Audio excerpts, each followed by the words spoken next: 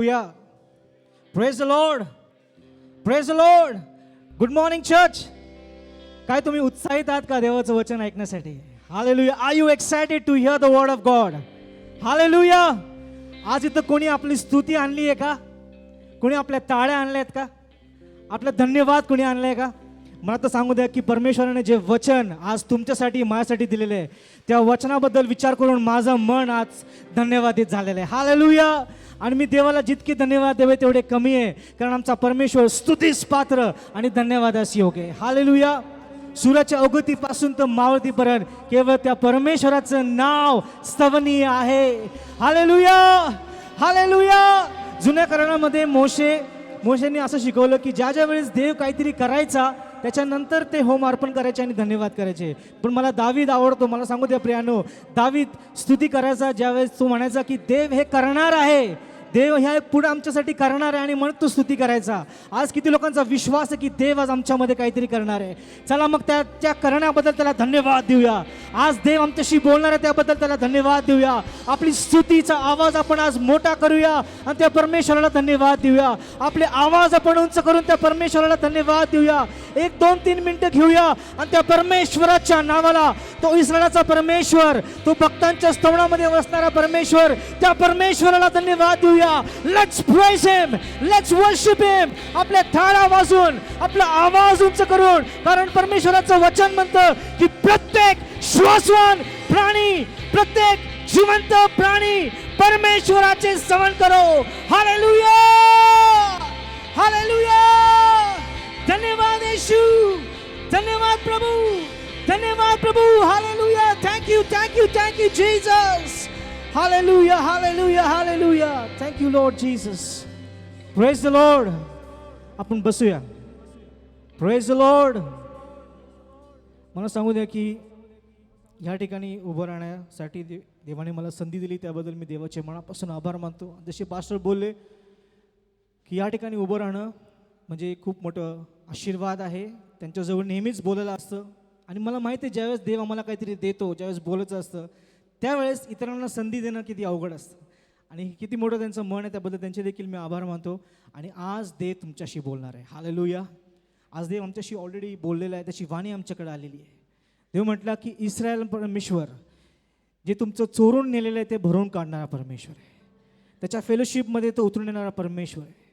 आमच्या अंतकरणाला भिडणारा तो आमचा परमेश्वर आहे. आमची निराशा दूर करणारा तो परमेश्वर आहे.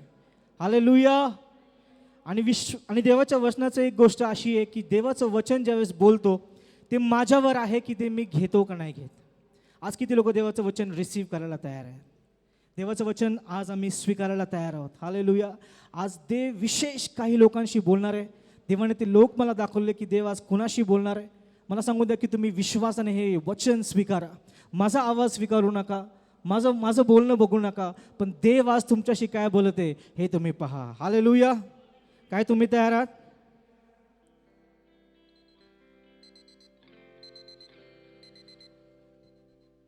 सॉरी, रात्रीपासून मी जागा आहे आणि माझं जे अलार्म आहे ते सतत वाजत आहे, सारखं वाजत आहे. आणि अलार्म फार चांगला आहे ना का? अलार्म आपल्याला जागा करतो. मराठीमध्ये त्याला फार चांगला शब्द आहे. काय म्हणतात त्याला? काय म्हणतात? गजर. मराठीमध्ये अलार्मला काय म्हणतात? गजर.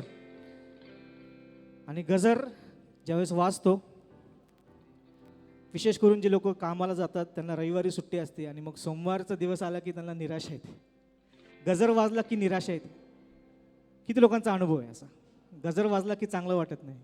किती लोक गजर वापरतात या ठिकाणी? किती लोक गजर वापरतात? आम्ही सर्वच गजर वापरतो ना. आणि सुंदर झोप लागलेली असते, पण गजर वाजला की चांगलं वाटत नाही, निराशा येते. रविवार संपला, सोमवार आला की जीव खालीवर होतो ना, निराशा येते. आणि आज या गजराने मला सकाळी थोडंसं निराश केलं की अरे गजर वाजलेलं आहे, आता उठायचं आहे, जायचं आहे. आणि अशा अनेक लोक असतील ज्यांना गजर वाजला की आवडत नसेल, कारण झोप प्रिय आहे. पण मला सांगू द्या की बायबलमध्ये असं लिहिलेलं आहे की ज्या वेळेस गजर कधी वापरायचे, ज्यावेळेस जयघोष करायचे, ज्यावेळेस पहारेकरी असायचा गावांवरती, ज्यावेळेस तो पहारा द्यायचा त्यावेळेस तो मोठा जयघोष करायचा, गजर तो वाजवायचा लोकांना सावध करण्यासाठी. मला सांगू द्या की देवाचं वचन आज आमच्याकडे एका गजरप्रमाणे आलेलं आहे. हालेलुया. जे आम्हाला जागा करणार आहे. हालेलुया. आज विशेष करून देव जे लोक निराश आहेत त्यांच्याशी बोलणार आहे. आज आपण एक कबुली करूया. किती लोक आज खरं बोलायला तयार आहेत? आज इथं कोणी निराश आलेले आहात का? आहे कोणी निराश? येस, काही हात मी पाहतो. काही लोक निराश आलेले आहेत. मला सांगतो तुम्ही योग्य ठिकाणी आलेले आहात. तुम्ही योग्य ठिकाणी आलेले आहात, कारण आज देव तुमच्याशी बोलणार आहे. देवाच्या वचनामध्ये पूर्ण शांती आणि पूर्ण आशा आहे. आज देव निराश लोकांशी बोलणार आहे. कधी कधी आम्ही निराश असतो, पण आम्ही दाखवत नाही. आमच्या चेहऱ्यावर आम्ही हास्य ठेवतो. आम्ही कबूलच करू शकत नाही की निराशा मला येऊ शकते. पण निराशा अशी गोष्ट आहे की ती आम्हाला कधीही भिडू शकते, कधीही ग्रासू शकते. आम्ही आज शांतपणे बसलेला असतो, कदाचित मंदिरात बसलेला असू, पण असा एखादा विचार येतो जो आम्हाला निराश करून टाकतो. जीवनातल्या मागील गोष्टी जर आम्ही विचार केला तर आम्हाला ते निराश करून टाकतात. या ठिकाणी काही लोक बसलेले आहेत. तुम्ही बसलेले आहात, तुमच्या चेहऱ्यावर हास्य आहे, पण तुमच्या मनामध्ये एक निराशा आहे. कदाचित तुम्ही निराश आहात, पण आज मला तुम्हाला सांगू द्या की देव तुमच्याकडे त्याचा शब्द पाठवत आहे. निराशा म्हणजे काय? निराशा म्हणजे ज्यावेळेस आमचा हृदय खिन्न होतं. नीतिसूत्रामध्ये लिहिलेलं आहे 13व्या अध्याय आणि 12व्या वचनामध्ये की ज्यावेळेस हृदय खिन्न होतं त्यावेळेस आम्ही निराशेचा अनुभव आम्ही घेतो. निराश होणं म्हणजे आमचं हृदय खिन्न होणं. पण मला सांगू द्या की देव आज आमच्या निराशेला आज भेटणार आहे. देव आम्हाला त्या निराशेमधून आज तो आम्हाला बाहेर काढणार आहे. मागच्या वेळेस मी ज्यावेळेस इथं उभं राहिलो त्यावेळेस देवाचं वचन, देवाची वाणी आमच्याजवळ आली होती.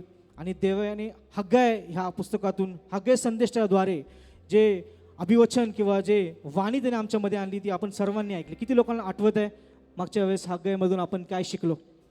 त्यावेळेस आपण पाहिलं की इस्रायल लोक, त्यांना देवाने पुन्हा एकदा इस्रायल राष्ट्रामध्ये त्यांना पुन्हा घेऊन आला आणि त्यांना मंदिर बांधण्याचं काम दिलं. आणि आम्ही पाहिलं की हग्गाय याचा पहिल्या अध्यायामध्ये आपण शिकलो की त्याच्यामध्ये त्यांनी सांगितलं होतं की तुम्ही या परत आणि मंदिर बांधा. आणि ते मंदिर बांधत असताना त्यांना एका गोष्टीचा विसर पडला. ते डिस्ट्रॅक्ट झाले आणि ते मंदिर बांधता बांधता ते स्वतःच्याच घराकडे लक्ष देऊ लागले.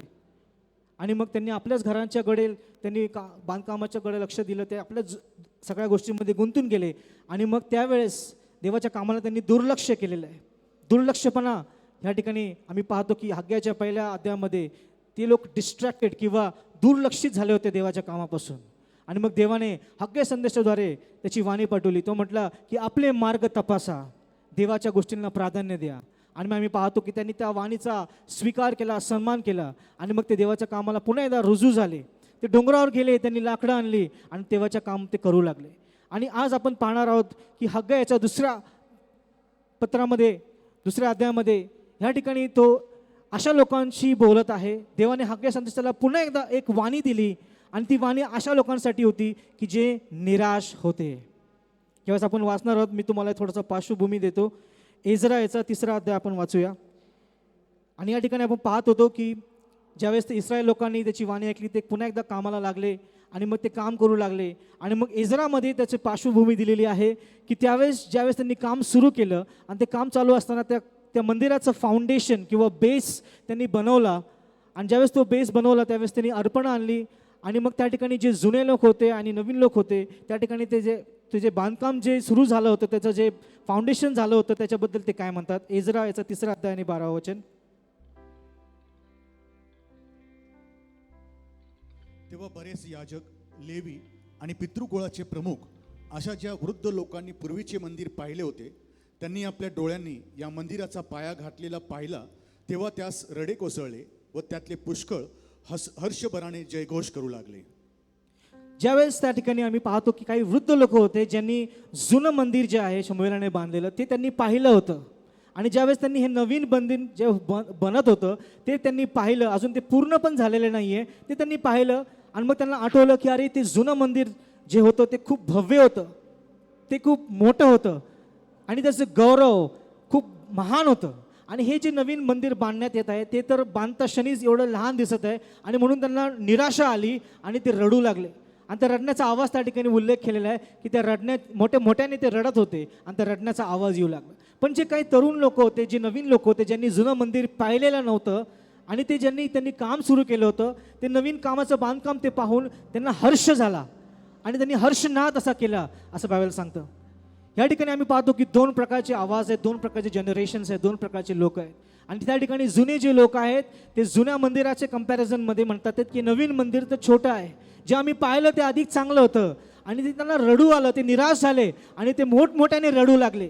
आणि जे तरुण लोक होते ते इतके उत्साही होते, ते नवीन कामाबद्दल इतके आनंदी होते, ते नवीन कामाची सुरुवात पाहून ते मोठ्याने हर्ष करू लागले. आणि दोन आवाज या ठिकाणी असं म्हटलेलं आहे की तो आवाज मोठा होता आणि त्या आवाजामध्ये त्यांना फरक करता आला नाही की कोण रडत आहे आणि कोण हसत आहे, कोण हर्ष करत आहे आणि कोण निराश आहे. या आवाजाचा फरक तिथं त्यांना करता आला नाही, कारण तो आवाज एवढा मोठा होता.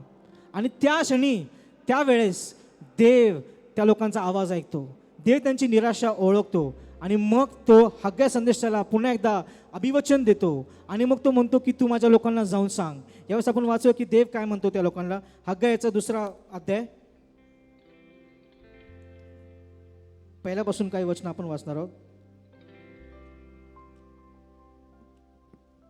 मी आपले डोळे वर करून पाहिले, तो पहा, एक मनुष्य हातात मापनसूत्र घेऊन उभा आहे. तेव्हा मी विचारले. हग्गायाचा 2 अध्याय पहिले वचन. 7व्या महिन्याच्या 21व्या दिवशी हग्गाई संदेशाच्या द्वारे परमेश्वराचे वचन प्राप्त झाले. परमेश्वराचे वचन प्राप्त झाले. पुढे ते असे, आता यहुदाच्या प्रांताधिकारी शलतिएल याचा पुत्र जरुबाबेल, मुख्य याजक यहोसादाक याचा पुत्र यहोशवा व अवशिष्ट लोक यास असे विचार, आणि बाकीचे सर्व लोक त्यांना असे विचार, ज्याने या मंदिराचे पूर्वीचे वैभव पाहिले आहे, असा तुमच्यामध्ये कोणी उरला आहे काय? असं तुमच्यामध्ये कोणी कोणी उरला आहे काय? आता त्याची काय दशा तुम्हास दिसते? ते शून्य झाले आहे असे तुमच्या नजरेस पडत नाही काय? हे जरुबाबेला, हिम्मत धर. बस या ठिकाणी आपण पाहतो की पहिल्या 3 वचनामध्ये असं लिहिलेलं आहे की परमेश्वराचा शब्द. कोणाचा शब्द? कोणाचा शब्द? मोठ्याने म्हणा, कोणाचा शब्द? परमेश्वराचा शब्द या ठिकाणी पुन्हा एकदा आला. आपण मागं पाहिलं की पहिल्या अध्यायामध्ये परमेश्वराचा शब्द हग्गाय संदेशाद्वारे आला की तुम्ही आपले मार्ग तपासा, तुम्ही देवाच्या कार्याला प्राधान्य द्या. आणि या ठिकाणी 2ऱ्या अध्यायामध्ये आपण पुन्हा एकदा वाचतो की या ठिकाणी 7व्या महिन्यामध्ये 21व्या दिवशी यहोवाचे वचन हग्गाय भविष्यवाण्याकडे आले आणि ते म्हणाले, ते जरुबाबेल ह्याच्याकडे आले, ते यहोशवा ह्याच्याकडे आले, मुख्य याजक उरलेले लोकांशी तो बोल. तो त्यांना म्हणला की जाऊन त्यांना विचार. आणि देव त्यांना एक प्रश्न विचारतो. तो म्हणतो की आता तू बोल, तू म्हण की ज्याने हे घर त्याच्या पहिल्या वैभवात असलेले पाहिले, असा कोण तुमच्यामध्ये उरलेला आहे? आणि आता तुम्हाला हे कसे दिसते? हे त्याशी तुला करून पाहिली तर ते तुमच्या दृष्टीत काहीच नाही. असे नाही काय? देव त्यांना प्रश्न विचारायला होतो. कारण देवाने एक गोष्ट पाहिली, जे एजराच्या पुस्तकात आपण आधी वाचलं. ज्यावेळेस ते लोक रडत होते ते कन्न देवाने ऐकलं. कधी कधी आमचं कन्न आमच्या जवळच्या लोकांना कळत नाही, आमचं रडणं आमच्या जवळच्या लोकांना कळत नाही. आमच्या बाजूचा व्यक्ती कदाचित बसलेला आहे, तो दुःखी आहे का खरंच आनंदी आहे आम्हाला कळणार नाही. कदाचित तो निराश आहे पण त्याच्या चेहऱ्यावरती हास्य असतं. कारण आम्हाला सवय आहे ना आमचे डिसअपॉइंटमेंट, आमचे डिस्करेजमेंट्स, आमची निराशा लपवण्याचं. आजकालची फॅशन आहे, आम्ही डिस्करेजमेंट लोक आहोत असं मी दाखवत नाही, आम्ही निराश आहोत असं मी दाखवत नाही. आम्ही दाखवतो की आम्हाला काहीच प्रॉब्लेम नाही. पण मला सांगू द्या की देवापासून काही लपलत नाही. देव आमचं अंतःकरण पाहणारा परमेश्वर आहे. आणि या ठिकाणी असं म्हटलेलं आहे की तो मोठा आवाज आला, त्या आवाजामध्ये कुणाला फरक करता आला नाही की हा रडण्याचा आवाज आहे का हसण्याचा आवाज आहे. पण देवाने तो आवाज ओळखला, देवाने ती निराशा पाहिली. आणि म्हणून देव ह्या ठिकाणी त्याच विषयाला हात घालतो आणि म्हणतो, तुमच्यामध्ये असं कोण आहे की ज्यांनी जुनं मंदिर पाहिलेलं आहे? असं कोणी उरलं आहे का? आणि तो प्रश्न विचारतो कारण त्याला त्या डिस्करेजमेंट, त्या निराशेला, त्याच्याबद्दल त्याला काहीतरी वाणी द्यायची आहे. आणि मग तो विचारतो. मला सांगू द्या प्रियांनो, आज देखील देव आमच्याशी बोलत आहे आणि तो आमच्या निराशेशी बोलत आहे. आमच्या जीवनामध्ये निराशा कधीही कुठेही येऊ शकते. आणि निराशा अशी गोष्ट आहे की ती येऊन जाते अशी नाही, तर ती येते, ती आमच्याबरोबर राहते, ती जाते आणि ती पुन्हा येते. बरोबर आहे ना? निराशा आली आणि गेली आणि परत कधी झालीच नाही असं होतं का? निराशा येते. एक प्रीचरने खूप छान सांगितलेलं आहे. ते म्हणले की समटाइम्स पीपल्स सिक्रेट कंपॅनियन किंवा एक गुपित जोडीदार जो असतो तो निराशा असतो. किती लोक कबूल करतील की कधी कधी काही कारण नसताना अचानक मला निराश वाटतं, है ना? अचानक निराश वाटतं. आणि मग मी विचार करू लागलो की देव, लोक निराश का होतात? माझ्या जीवनातले सर्व निराशेचे क्षण मी आठवू लागलो. आणि ते किती खरं आहे ना की आम्ही कधी कधी अशा ठिकाणी बसलेला असतो मे बी तुम्ही मूवी थिएटरमध्ये बसलेला असाल, तुम्ही मंदिरामध्ये बसलेला असाल आणि अचानक निराशा तुम्हाला ग्रासते. अचानक निराश तुम्ही होता आणि तुम्हाला स्वतःला देखील कळत नाही की तुम्हाला निराशा का आलेली आहे. बरोबर आहे. सिक्रेट कंपॅनियन म्हणजे समजा मी असं चालत आहे, तू निराशा येते, माझा हात पकडते आणि माझ्याबरोबर चालू लागते. आणि जर मी तिचा हात घट्ट पकडला आणि मी चालू लागलो तर ती निराशाला मी धरून चालत आहे. पण ज्यावेळेस देव माझ्याशी बोलतो, कदाचित ती निराशा मी विसरतो आणि ती जाते, पण ती निराशा पुन्हा येण्याचे चान्सेस असतात. आजकालच्या जगामध्ये मी विचार केला की निराशा येण्याचे कारणं काय आहेत. आपण का निराश होतो.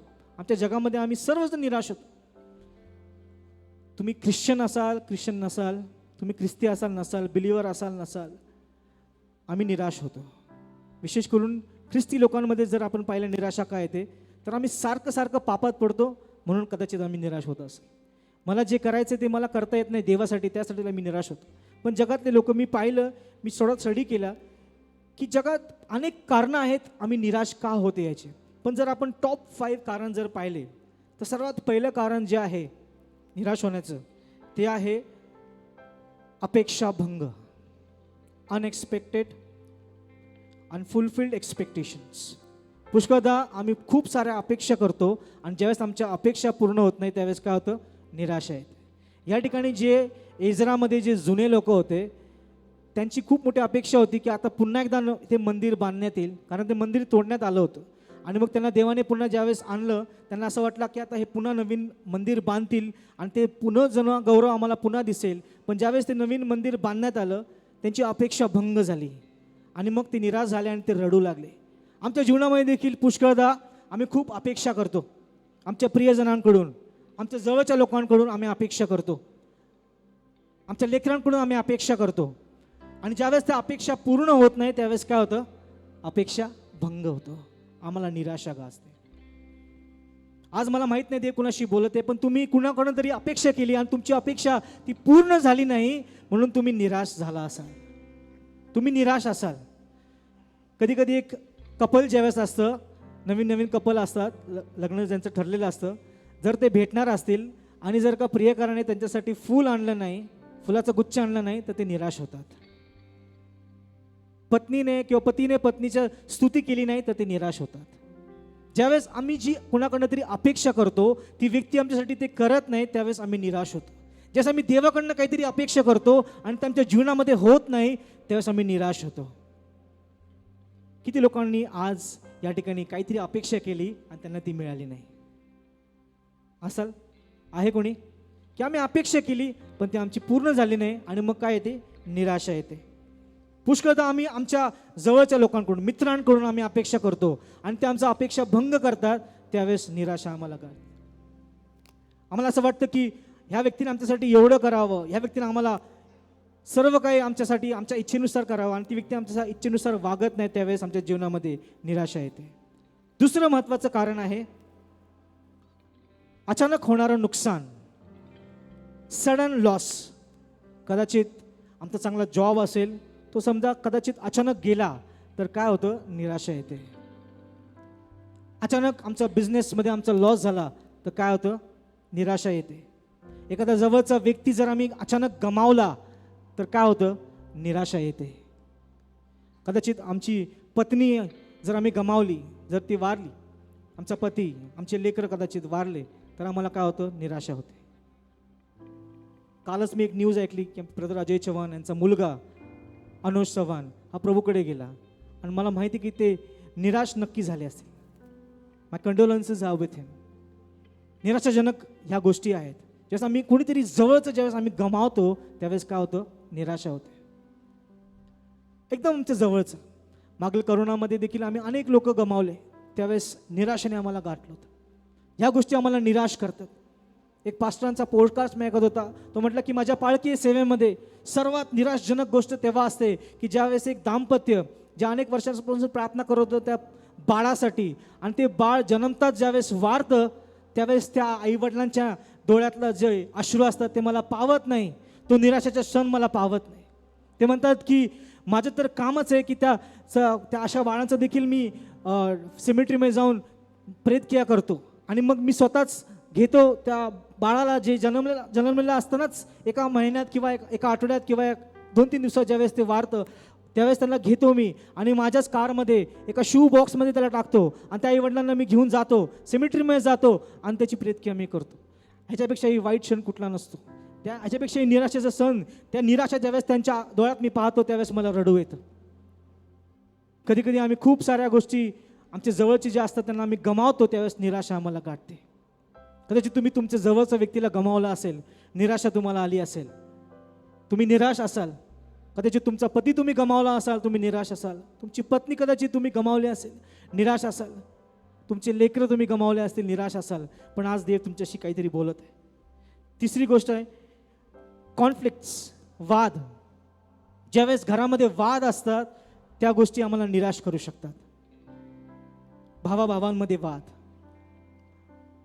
आई वडिलांमध्ये आणि मुलांमध्ये वाद, नातेवाईकांमध्ये वाद. जसे हे वाद ज्यावेळेस होतात, ह्या वाद आमच्या जीवनामध्ये निराशा घेऊन येतात. सासू सुनेमधले वाद, बहिणी बहिणींमधले वाद, मित्रांचे वाद. ह्या वादांमुळे काय होतं तर निराशा आमच्या जीवनामध्ये. जर घरात वातावरण जर वादेचं असलं, कॉन्फ्लिक्टचं असलं, एखादी गोष्टीवरून जर वाद असेल, प्रॉपर्टी असेल, पैसा असेल किंवा मतं असतील एकमेकांबद्दलची, त्या मतांबद्दल जर कॉन्फ्लिक्ट असेल तर काय होतं आमच्या जीवनामध्ये निराशा येते. आणि त्याच्यानंतर चौथी गोष्ट आहे कंपॅरिझन. जर आम्ही एकमेकांशी तुलना करू लागतो तर काय होतं, निराशा येते. या ठिकाणी देखील त्यांनी तुलना केली जुनं मंदिर आणि नवीन मंदिराची, आणि ते जुने लोक जे होते, जे वृद्ध लोक होते, ते निराश झाले, ते रडू लागले. मी पण ऐकलेलं कधी कधी आम्ही बोलतो आमचे एथेल गॉर्डनचे दिवस बरे होते, आमचे जुने दिवस बरे होते. आम्ही खूप वेळा कंपॅरिझन करतो. त्याचं घर, माझं घर छोटं आहे, त्याची सॅलरी मोठी आहे, माझी सॅलरी छोटी आहे, त्याची फॅमिली मोठी आहे, माझी फॅमिली छोटी आहे. कंपॅरिझन. आम्ही आमच्या लेकरांबरोबर कंपॅरिझन करतो. त्याचे लेकरं बघ कसे चांगले मार्क मिळवतात, आमच्या लेकरांना. मला सांगू दे की विशेष करून ज्यावेळेस आम्ही लेकरांमध्ये कंपॅरिझन करतो त्यावेळेस ती फार मोठं त्या गोष्टीचा परिणाम आमच्या लेकरांवरती होतो. कधी कधी आमचं कंपॅरिझन केलं जातं नाही का, लेकरांच्या दृष्टिकोनातून जर पाहिलं तर आमचं कंपॅरिझन केलं जातं. ज्यावेळेस आमचे आईवडील आम्हाला बोलतात की ते लेकरं, त्याची लेकरं बघ कशी चांगले खेळतात, चांगले मार्क मिळवतात, तू का नाही करत, तर मला सांगू तर त्यांच्या मनावरती परिणाम होतो. आमच्याबरोबर देखील कंपॅरिझन केलं की हां तू असा आहे, तो बरा आहे, तू चांगला बोलतो, तू चांगला नाही बोलत. कंपॅरिझन. तुला खूप लोक हे करतात, तुला नाही. कंपॅरिझन. आज आम्ही कंपॅरिझन ज्यावेळेस करतो, मला सांगू द्या, ते तर खूप मोठं सगळ्यात टॉक्सिक जी गोष्ट आहे ती कंपॅरिझन आहे. ज्यावेळेस आम्ही आमची तुलना की कोणाशी जर आम्ही करतो त्याच्यामुळे आम्हाला निराशा येऊ शकते. असं म्हणतात ना की समोरच्याचं ग्रास नेहमी हिरवं असतं. The grass on the other side is always green. मला सांगू दे, ते खरं नाही आहे. आम्ही ज्यावेळेस दुसऱ्यांची जीवन पाहतो, आम्ही कधी कधी म्हणतो की अरे बापरे, त्याचं जीवन बरं आहे, त्याची कार बरी आहे, त्याचं घर माझ्यापेक्षाही मोठं आहे, त्याचं सगळं काही चांगलं आहे. तो मला सांगू द्या की कंपॅरिझन करू नका, कारण कंपॅरिझन करण्याने आमच्या जीवनामध्ये निराशा येते. आज तुम्ही इथं बसला असाल, कदाचित तुम्ही आतमध्ये येत असताना तुम्ही कंपॅरिझन केलं असेल, निराशा तुम्हाला गाठू शकते. कंपॅरिझन अजिबात करू नका, कारण कंपॅरिझन केल्याने निराशा होऊ शकते. आम्ही असं म्हणणार नाही की आमचे जुने दिवस चांगले होते, आम्ही कंपॅरिझन करणार नाही, कारण जी गोष्ट परमेश्वर करत आहे त्याच्यामध्ये आम्ही आनंद करणार आहोत. आणि शेवटची गोष्ट आहे, 5वं कारण जे आहे डिले, म्हणजे वेळ लागतो. ज्यावेळेस काही गोष्टींना वेळ लागतो त्यावेळेस निराशा आम्हाला येऊ शकते. पुष्कळदा आम्ही अनेक गोष्टींची वाट पाहत असतो, प्रार्थना करत असतो, आणि ती गोष्ट आमच्या जीवनामध्ये जशी आम्हाला हवी आहे किंवा जेव्हा आम्हाला हवी आहे तेव्हा ती होत नाही, त्यावेळेस निराशा आम्हाला येते. पुष्कळदा आमच्या ऑफिसमध्ये आम्ही म्हणतो की आम्हाला प्रमोशन हवं आहे, देवा आम्हाला प्रमोशन दे, आणि आम्हाला प्रमोशन मिळत नाही किंवा वेळ लागतो, निराशा येऊ शकते. घरासाठी आम्ही प्रार्थना करतो, देव आम्हाला घर दे, त्या गोष्टीला जर वेळ लागला तर निराशा येऊ शकते. एखाद्या गोष्टी जर देव आमच्या जीवनामध्ये करायला वेळ लावत असेल तर आमच्या जीवनामध्ये निराशा येऊ शकते. या सर्व कारणांनी, आम्ही आता जे वाचले या सर्व कारणांनी निराशा आमच्या जीवनामध्ये येते. ह्याच्यातले चांगले मी एक्झाम्पल तुम्हाला देऊ शकतो, पण मी त्याच्यामध्ये जास्त जाऊ इच्छित नाही, कारण तुम्हाला माहिती आहे की तुम्ही ह्या कुठल्या कारणामुळे निराश होत असाल. ह्या कुठल्या कारणामध्ये, कदाचित तुम्ही तुमचं लेकरू गमावलं असेल, कदाचित तुम्ही तुमचा बिझनेस गमावला असेल, कदाचित तुम्ही कुणाकडनं तरी अपेक्षा केली असेल, ती अपेक्षा पूर्ण झाली नसेल, कदाचित तुमचं खूप मोठं नुकसान झालेलं असेल, कदाचित तुमच्या घरामध्ये वादविवाद असतील, कदाचित तुम्ही कोणाची तरी तुलना करत असाल, कदाचित तुम्हाला असं वाटत असेल की माझ्याबरोबर होत नाही, देव त्याच्याबरोबर करतो. आम्ही कधी कधी करतो असं. आम्ही दुसऱ्यांकडे पाहून म्हणतो की देव तू माझ्यावरती अन्याय काय करतो, माझ्या ऑफिसमध्ये तू त्यांना दिलं पण मला नाही दिलं, तू त्यांना प्रमोशन दिलं पण मला नाही दिलं, तू त्याला ते दिलं पण मला नाही दिलं. आम्ही देवाला सांगतो आमचे कंप्लेंट्स, आमचे कंपॅरिझन्स आम्ही म्हणतो देवाला की देवा त्यांना दिलं आणि आम्हाला का नाही. तुम्ही कुठल्या कारणाने या ठिकाणी निराश झाला असाल मला माहीत नाही, पण मला सांगू द्या की देव आज तुम्हाला काहीतरी सांगत आहे. हग्गायाचा 2 अध्याय आणि 4 वचन. जे लोक निराश आहे तो त्यांना काय म्हणतो? हे जरुबाबेला हिम्मत धर असे परमेश्वर म्हणतो. हे जरुबाबेल हिम्मत धर असे परमेश्वर म्हणतो. हे मुख्य याजका यहोसादाकाच्या पुत्रा यहोशवा हिम्मत धर, परमेश्वर म्हणतो देशातल्या सर्व रहिवाशांनो हिम्मत धरा व कामास सर्व रहिवाशांना, योशफाला तो म्हणतो हिम्मत धर. आज देव तुम्हाला म्हणत आहे, जर तुम्ही या ठिकाणी निराश होऊन आला असाल, जर या कुठल्या कारणाने जर तुम्हाला निराशा आली असेल, तर आज परमेश्वर तुम्हाला म्हणत आहे हिम्मत धर. तो यहोशवाला म्हटला हिम्मत धर, जरुबाबेला म्हटला हिम्मत धर, तो सर्व लोकांना म्हटला हिम्मत धर. आज मी तुम्हाला देवाचा शब्द सांगत आहे, तो म्हणत आहे माझ्या मुला, माझ्या मुली हिम्मत धर, हिम्मत धर, हिम्मत धर. काय तुम्ही म्हणू शकता का? तुमचं नाव घ्या आणि म्हणा हिम्मत धर. प्रफुल्ल हिम्मत धर. घ्या आपल्या नावाने म्हणा की देव तुम्हाला म्हणत आहे हिम्मत धर. आपलं नाव घ्या आणि म्हणा हिम्मत धर. आपलं नाव घेऊन म्हणा हिम्मत धर, कारण हे परमेश्वराचं वचन तुमच्याकडे आलेलं आहे. तो म्हणत आहे जरुबाबेल हिम्मत धर, यहोशवा हिम्मत धर. अरे सर्व लोकांनो हिम्मत धरा. माझी इच्छा आहे की तुम्ही आज 2 मिनिटं घ्यावे, आपलं नाव तुम्ही घ्यावं आणि म्हणावं हिम्मत धर. म्हणा तुम्ही हिम्मत धर. म्हणा म्हणा सौरभ, म्हण सौरभ हिम्मत धर, मनीष हिम्मत धर, सौरभ हिम्मत धर, राजेश हिम्मत धर. परमेश्वराचं वचन आम्हाला सांगत आहे हिम्मत धर. हिम्मत ही अशी गोष्ट आहे जी आम्हाला आशा देते. मला माहित नाही तुम्ही कुठल्या गोष्टीने निराश आहात. तुमच्या बिझनेसमुळे तुम्ही निराश असाल, तुमच्या नुकसानामुळे तुम्ही निराश असाल, पण आम्हाला परमेश्वराचं वचन आज प्राप्त झालेलं आहे. ते म्हणत आहे हिम्मत धर, हिम्मत धर. पुढे ते म्हणत आहे, वाचूया पुढे, काम कर. वाचूया पुढे, हिम्मत धरा व कामास लागा, कामास लागा, मी तुम्हाबरोबर आहे मी तुम्हा बरोबर आहे. हालेलुया, मी तुम्हा बरोबर आहे. जे लोक निराश आहेत, मला सांगू द्या परमेश्वर तुम्हाला आज म्हणत आहे हिम्मत धरा, काम करा, कारण की मी तुम्हा बरोबर आहे. Hallelujah, hallelujah. मला सांगू द्या की आमचा देव आमच्या सर्व गोष्टी जाणतो. तो आमचे दुःख ओळखतो, तो आमची निराशा पाहतो. या ठिकाणी देखील त्यांनी त्यांची निराशा पाहिली आणि मग त्यांनी त्यांना आठवण करून दिली की असं तुमच्यामध्ये कोण उरलेलं आहे की ज्यांनी जुनं मंदिर पाहिलं. आणि मग तो म्हणतो की हे जरुबाबेल हिम्मत धर, हे यहोशवा हिम्मत धर, तुम्ही सर्व लोक हिम्मत धरा. मला सांगू द्या प्रियानो, हे जर वचन तुम्ही आज रिसीव्ह केलं, मला माहीत नाही कुणासाठी आहे, पण जर आज तुम्ही हे रिसीव्ह केलं आणि जर तुम्ही म्हटलं की हिम्मत धरा, हिम्मत धर, काम कर, कारण परमेश्वर तुझ्या बरोबर आहे. आमच्याबरोबर जर परमेश्वर आहे तर आम्हाला हिम्मत आली आहे, आम्हाला हिम्मत येणार आहे. आणि परमेश्वर आज आम्हाला म्हणत आहे, परमेश्वर आज या ठिकाणी बसलेल्या कोणाला तरी म्हणत आहे, तू भिवू नको, तू हिम्मत धर, तू भिवू नको, तू हिम्मत धर, तू काळजी करू नको, तू हिम्मत धर. काय तू कोणाला गमावला आहेस का? तू रडू नको, तू हिम्मत धर. काय तुझं बिझनेस गेला आहे का? तू रडू नको, तू हिम्मत धर. काय तुझी नोकरी गेली आहे का? तू रडू नको, तू हिम्मत धर. काय तुझं खूप मोठं नुकसान झालं आहे का? तू रडू नको, तू हिम्मत धर. काय घरामध्ये तुझ्या वाद आहे का? काय कोणी तुझी कंपॅरिझन करत आहे का? काय तू आज स्वतःची कंपॅरिझन करत आहे का? मला सांगू द्या, तू घाबरू नको, तू रडू नको, तू हिम्मत धर, तू हिम्मत धर आणि काम कर, आणि काम कर. जे काम आम्हाला परमेश्वराने दिलेलं आहे ते आम्हाला करायचं आहे. तुम्ही म्हणाल की ब्रदर प्रफुल्ल काय काम आहे? असं काय काम आहे जे आम्हाला देव करायला सांगतो? मला सांगून द्या की जेव्हाने तुम्हाला ज्या ठिकाणी देवलेलं आहे ते तुमचं काम आहे. कदाचित तुम्ही एक बिझनेस प्रोफेशनल असाल, तुम्ही वैद्यकीय सेवेमध्ये असाल, तुम्ही शालेय शिक्षणाच्या सेवेमध्ये असाल, जिथे तुम्ही असाल तिथं देव तुम्हाला काम करायला सांगत आहे. देवाचं वचन सांगतं की ज्या ज्या ठिकाणी तुम्ही आहात, ज्या ठिकाणी तुम्ही काम करत आहात, असं काम करा की जेणेकरून तुम्ही तुमच्या परमेश्वराला संतोष व्हाल. तुम्ही ज्या ठिकाणी असाल त्या ठिकाणी तुम्ही काम करा असं परमेश्वर म्हणतो. आणि परमेश्वर म्हणतो की मी तुमच्या बरोबर आहे. शेवटी आम्ही पाहतो की वेळ लागत होता. कदाचित तुम्ही थांबले असाल की कधी होणार, कधी होणार, कधी होणार. काही लोक तुमच्यापैकी वाट बघत असतील की आम्हाला कधी चान्स मिळेल या ठिकाणी उभं राहून देवाच्या वचनाची सेवा करायचा. मी तुम्हाला सांगतो हिम्मत धरा, देव तुमच्या बरोबर आहे. तुम्ही वाट पाहत असाल की देवाचे जे अभिवचन आहेत ते कधी पूर्ण होणार. मला सांगू द्या की वाट पाहत राहा, हिम्मत धरा, कारण देव आमच्या बरोबर आहे. आम्हाला माहिती आहे की इस्रायल लोक, त्यांना देवाने मिस्रातून बाहेर काढलं आणि त्यांना एक अभिवचन दिलं होतं की मी तुम्हाला वचनदत्त देशामध्ये घेऊन जाणार आहे. बरोबर आहे? किती लोकांना माहिती आहे? बरोबर आहे ना? मिस्रातून त्यांना बाहेर काढलं आणि त्यांना म्हटलं की मी तुम्हाला प्रॉमिस लँड किंवा वचनदत्त देशामध्ये तुम्हाला मी घेऊन जाणार आहे. आणि मग आम्हाला माहिती आहे की ते सर्व निघाले. ते ज्यावेळेस निघाले त्यावेळेस सर्वात पहिली गोष्ट काय घडली तर त्यांच्या पुढे काय आला? लाल तांबडा समुद्र त्यांच्या पुढे आला.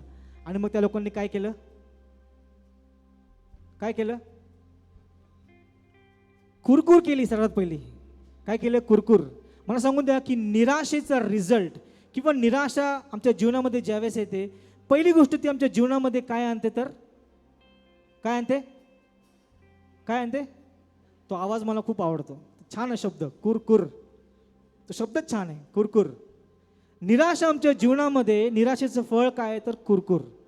आणि मला सांगू द्या आमच्या जीवनामध्ये ह्या सर्व गोष्टी आहेत. देव आम्हाला म्हणत आहे हिम्मत धर, पण तरी पण आम्ही जर निराश असू तर त्याचा परिणाम काय होणार आहे? तर आम्ही कुरकुर करणारे लोक आहोत. आणि आमच्यामध्ये आहे, आमच्यामध्ये ती आहे, ती आमच्याकडून मिश्र लोकांकडून आलेली. जुन्या काळाचे लोक असे म्हणतात ना की मिसर सोडला आणि मिसरी सोडली नाही, है ना. कधी कधी ज्यावेळेस वेळ लागतो ना तर आम्ही कुरकुर करतो. या ठिकाणी मिस्री लोक जे होते, म्हणजे मिस्रातून जे बाहेर आलेले इस्रायली लोक होते, त्यांना देवबापाने त्यांना मिस्रातून बाहेर काढलं, त्यांना मोशेच्या मागे त्यांना चालवलं आणि ते बाहेर आले, नाचत गाचत बाहेर आले.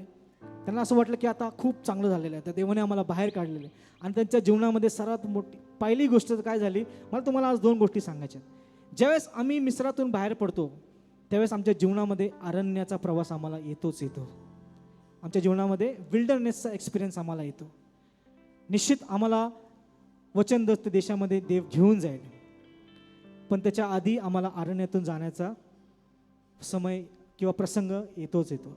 देवाने आमचं तारण केलं. जर आम्ही हे कम्पेअर केलं की इस्रायल लोकांचं आणि मिस्रातून बाहेर येण्याचं, ब्रदर तुम्ही आम्हाला हे का सांगत आहे, तर कम्पॅरिझन आहे प्रियानो. आमच्या जीवनात देखील देवाने आम्हाला जुन्या गोष्टीतून बाहेर काढले ना, आमचं तारण केलेलं आहे, आमच्या पापांची क्षमा केलेली आहे, आम्हाला पापातून त्याने बाहेर काढलेलं आहे. किती लोकांचं तारण झालेलं आहे. त्या तारणानंतर देवाने आम्हाला अभिवचन दिलेलं आहे. ते म्हणतो की मी तुम्हाला, तुमच्यासाठी महान अशा योजना केलेल्या आहेत, मी तुम्हाला स्वर्गात घेऊन जाणार आहे. बरोबर आहे? ते आमचं वचनदत्त देश आहे. स्वर्ग आमचं वचनदत्त देश आहे. जेव्हापासून आमचं तारण होतं तेव्हापासून त्या वचनदत्त देशाच्या जाण्याच्या मध्ये काय लागणार आहे? काय लागणार आहे? अरण्य लागणार आहे. जर तुम्ही म्हणाल, असं इथं कोणी असेल ज्याचं तारण झाल्यावर ते असं म्हणतील की ब्रदर माझं तारण झाल्यापासून माझे दिवस बदलले, मला इतकं सगळं काही चांगलं आहे, तर मला सांगू द्या ते खोटं आहे. आमचं ज्यावेळेस तारण होतं त्याच्यानंतर आमच्या जीवनामध्ये परीक्षा येतात, समस्या येतात, अरण्याचा प्रसंग येतो, तो एक्सपिरियन्स आम्हाला येतो. बायबलमध्ये देखील आणि असे एक लोक आहेत त्यांना निराशा आलेली आहे. मोशेला निराशा आली म्हणून तो पळून गेला. एलियाला निराशा आली म्हणून तो लपून बसला. पेत्राला निराशा आली, तो पण निराश झाला की मी देवाला, येशूला नाकारलं. असं कोणीच नाही की ज्याला निराशा येत नाही किंवा अरण्यात जाण्याचा प्रसंग येत नाही. हे इस्रायली लोक ज्यावेळेस निघाले त्यावेळेस त्यांना पहिलं बॅटल त्यांना करावं लागलं, ते म्हणजे युद्ध त्यांना करावं लागलं, ते म्हणजे लाल समुद्र किंवा तांबडा समुद्र त्यांच्या डोळ्यापुढे होता आणि मागं फारोचं सैन्य त्यांचा पाठलाग करत येत होतं. आणि मग त्यांनी काय केलं? कुरकुर केली. ते म्हटले अरे तू आम्हाला का आणलं इथं? आता फारोचं सैन्य आले आणि ते आम्हाला मारतील, आम्ही तिथंच बरे होतो, आता आम्ही इथं मरायचं का? मोशेला त्यांनी कुरकुर केली. आणि ती स्टोरी आम्हाला सर्वांना माहिती आहे ना. मग मोशेने देवाकडे आरोळी केली आणि मग देवाकडे त्यांनी मागितलं आणि देव म्हटला की काठी उगार त्या पाण्यावरती. आणि मग त्यांनी ते पाण्यावरती काठी मारली आणि तो समुद्र दुभांगला. आणि मग ते सर्व लोक त्या समुद्रातून चालत, त्या कोरड्या भूमीवरून चालत गेले आणि पलीकडे गेले. आणि मग तो समुद्र पुन्हा एकदा देवाने पुन्हा जसा स्थिर होता तसा केला. आणि त्या समुद्रामध्ये सर्व फारोचं सैन्य, एकूण एक सैन्य, एकही उरला नाही, त्या सर्व सैन्याला देवाने त्या ठिकाणी मारून टाकलेलं आहे. हालेलुया. आणि त्या ठिकाणी असं लिहिलेलं आहे की त्या ठिकाणी मोशेने गीत गायलं, मिरमाने जंजीर झांज वाजवली, असं लिहिलेलं आहे. आणि मग त्यानंतर आम्ही पाहतो की देवाने एवढा मोठा चमत्कार केला देवाने त्यांना समुद्रातून त्यांना बाहेर नेलं. पुढे ते गेले. पुढे मग त्यांना काय लागली? तहान लागली. आणि मग त्यांनी काय केलं? पुन्हा एकदा कुरकुर चालू केली. ते मोशेला म्हणू लागले की आम्हाला तहान लागली. मग त्या ठिकाणी त्यांना एक ओढका सापडला. त्या ठिकाणचं पाणी ज्यावेळेस ते पिले त्यावेळेस ते पाणी काय होतं? कडू होतं. ते पाणी कडू होतं. ते पुन्हा कुरकुर करू लागले. कुरकुर करू लागले. आणि ते म्हणू लागले मोशेला की अरे हे पाणी कडू आहे, आता आम्ही काय करायचं? तुझ्यामुळं आमच्यावरती हा प्रसंग आलेला आहे. आणि त्यावेळेस आम्ही पाहतो की मोशेने पुन्हा एकदा देवाकडे हाक मारली. देवाने त्याला एक झुडूप दाखवलं. ते झुडूप त्याने घेतलं, त्या पाण्यामध्ये त्याने टाकलं आणि ते पाणी काय झालं? गोड झालं. मला सांगू द्या प्रियांनो, जुन्या काळातल्या प्रत्येक चमत्कारामध्ये प्रभू येशू ख्रिस्त आहे. हे जे झुडूप आहे जे मोशेने घेतलं आणि त्या पाण्यात टाकलं, ते झुडूप दुसरं तिसरं काय नाही तर आमचं परमेश्वर, आमचा प्रभू येशू ख्रिस्त आहे. तुमच्या जीवनामध्ये जरा कडूपणा असेल प्रियानो, तुम्हाला कडूपणाचा अनुभव येत असेल, काळजी करू नका, कारण आमचा गोडवा देणारा, आमच्या समस्येमध्ये गोड उतरणारा आमचा प्रभू येशू ख्रिस्त आहे. आमची वाईट परिस्थिती चांगला करणारा आमचा प्रभू येशू ख्रिस्त आहे. ज्यावेळेस ते जे झुडूप त्या पाण्यामध्ये टाकण्यात आलं ते पाणी गोड झालेलं आहे. आमच्या जीवनातल्या कठीण कडू परिस्थिती आमचा येशू हा गोड करायला समर्थ आहे. आमची वाईट परिस्थिती चांगला करायला आमचा येशू समर्थ आहे. हालेलुया. आणि म्हणूनच म्हणतो की भिवू नका, मी तुमच्या बरोबर आहे. आम्ही पुढे जातो, आम्ही पुढे बघतो ते लोक पुढे गेले. मग त्यांना पुन्हा एकदा तहान लागली आणि त्या ठिकाणी पाणी नव्हतं. मग ते पुन्हा एकदा कुरकुर करू लागले, पुन्हा एकदा रडू लागले आणि पुन्हा एकदा मोशेला म्हणू लागले की तू कुठे आणला आम्हाला? आमची काय अवस्था झाली आहे? आम्ही मिस्रातच बरे होतो, आम्ही तिथेच बरे होतो. पण त्या ठिकाणी पुन्हा एकदा मोशेने काय केलं? त्यांनी त्या खडकावर, देवाचं त्याने ऐकलं. देव म्हटलं त्या खडकावर तू ती काठी मार. आणि त्याच्यावेळेस त्या खडकावर त्यांनी ती काठी मारली. त्या खडकातून पाण्याचा झरा वाहू लागला. हालेलुया. तो खडक दुसरा तिसरा कोणी नसून आमचा प्रभू येशू ख्रिस्त आहे. हालेलुया. तो म्हणतो की मी खडक आहे. हालेलुया. मी तुमचं लपण्याचं ठिकाण आहे, मी तुमचा मजबूत गड आहे. हालेलुया. आणि असं म्हणतात की त्या खडकातलं पाणी त्यांच्याबरोबर जिथे जिथे ते गेले तिथे ते वाहत गेलं. हालेलुया. येशू ख्रिस्त म्हणतो जर तुम्ही माझ्यावर विश्वास ठेवला तर जिवंत पाण्याच्या नद्या तुमच्यातून वाहतील. हालेलुया. मला सांगू द्या की त्यांना त्या ठिकाणी पाणी मिळालं. आम्ही पाहतो की पुढे त्यांना भूक लागली, मग त्यांनी पुन्हा कुरकुर केली आणि मग परमेश्वराने त्यांना आकाशातून मान्ना पुरवला. पण तरी देखील ते कुरकुर करत राहिले, कुरकुर करत राहिले. वचनदत्त देशापर्यंत जाऊपर्यंत ते कुरकुर करू लागले करत होते. आमच्या जीवनामध्ये देखील आम्ही आमच्या तारणानंतर आम्ही जो आमचा प्रवास आहे त्या प्रवासामध्ये आम्ही देखील कुरकुर करतो. निराशा येते, निराश होतो या सर्व कारणांमुळे, पण आम्ही कुरकुर करतो.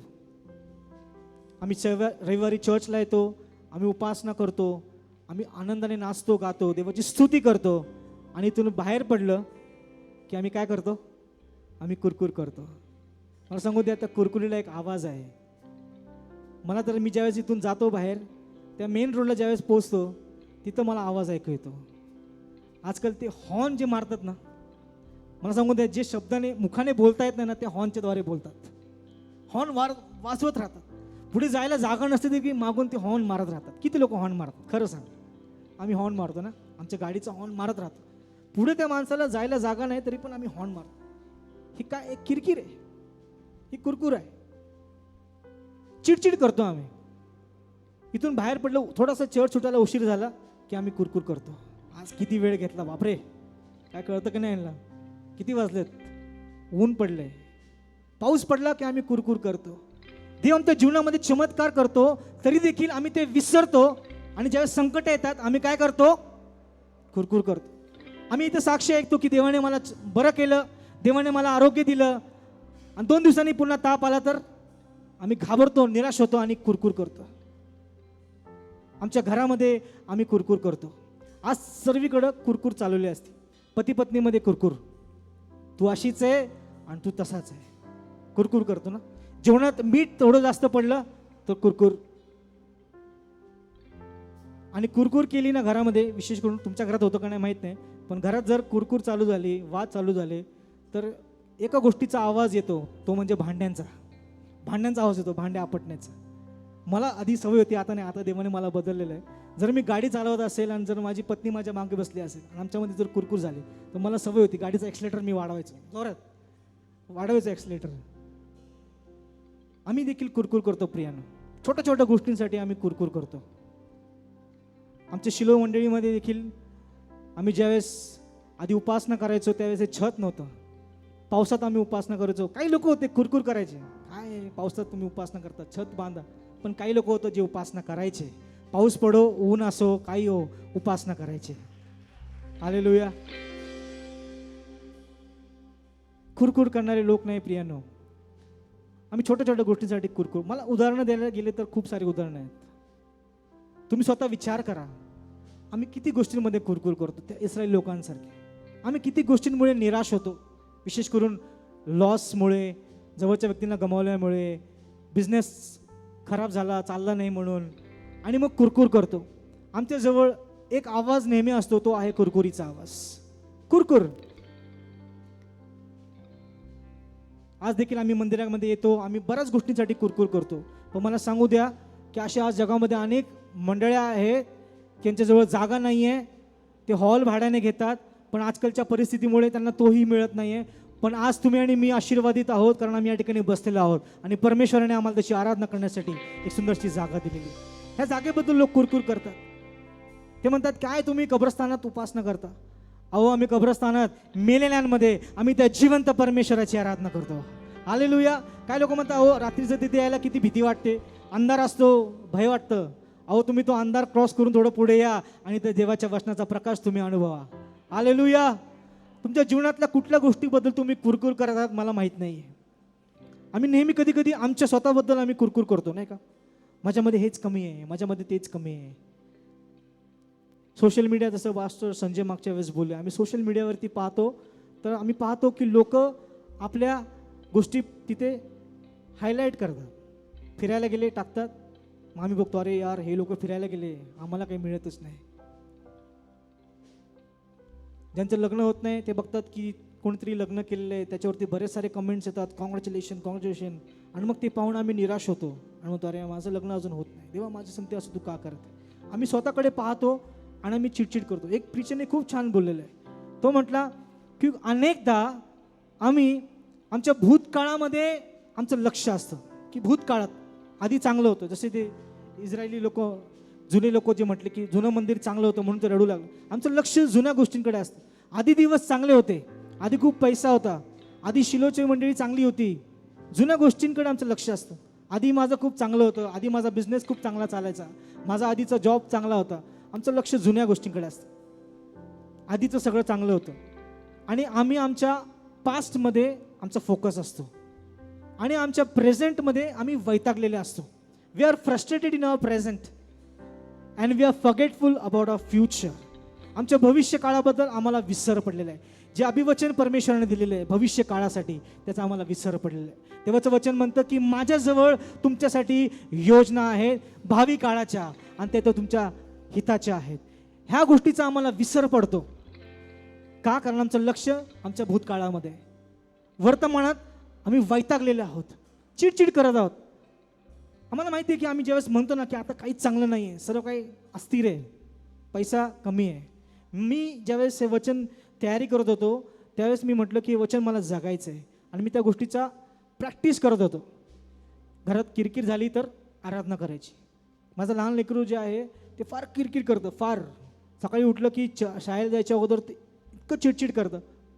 जेरिको ज्यावेळेस तो ते किरकिर करायला लागला, मी देवाची स्तुती गायला लागलो, देवाची आराधना करू लागलो, देवाला धन्यवाद देऊ लागलो. आमच्या जीवनात आम्ही कधी कधी स्वतःलाच इतके वैतागतो, आमच्या प्रेझेंटमध्ये आम्ही इतके वैतागलेले आहोत. आमच्या प्रेझेंटमध्ये आम्हाला असं वाटतं काही चांगलं नाही आहे. आम्हाला सर्वांना माहिती आहे की देवाने अभिवचन दिलेलं आहे, वचनदत्त देशामध्ये जाणार आहे, देव आमच्यासाठी काहीतरी प्लॅन त्याने केलेला आहे, योजना त्याने केलेली आहे.